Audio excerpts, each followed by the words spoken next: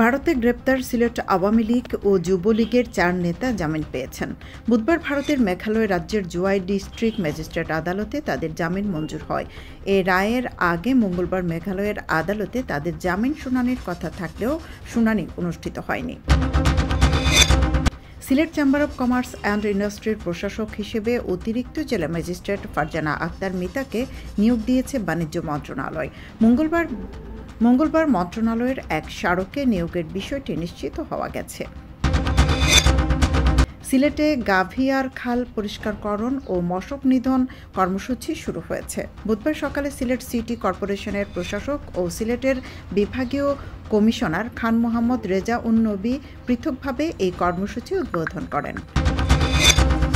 অতিরিক্ত ভর্তি ফি, সেমিস্টার ও ক্রেডিট ফি বাতিলসহ 3 দফা দাবিতে মানববন্ধন করেছেন সিলেটের শাহজালাল বিজ্ঞান ও প্রযুক্তি বিশ্ববিদ্যালয়ের শিক্ষার্থীরা।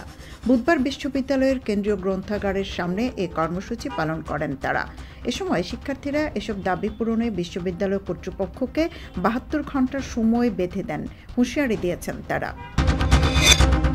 বড়লেখা থানা পুলিশের বিশেষ অভিযান অব্যাহত রয়েছে। এসব অভিযানে ধরা পড়েছে বিভিন্ন মামলার আসামি। বুধবার সিআরও পিটিশন মামলার পরোয়ানাভুক্ত 7 আসামিকে গ্রেপ্তার করেছে পুলিশ।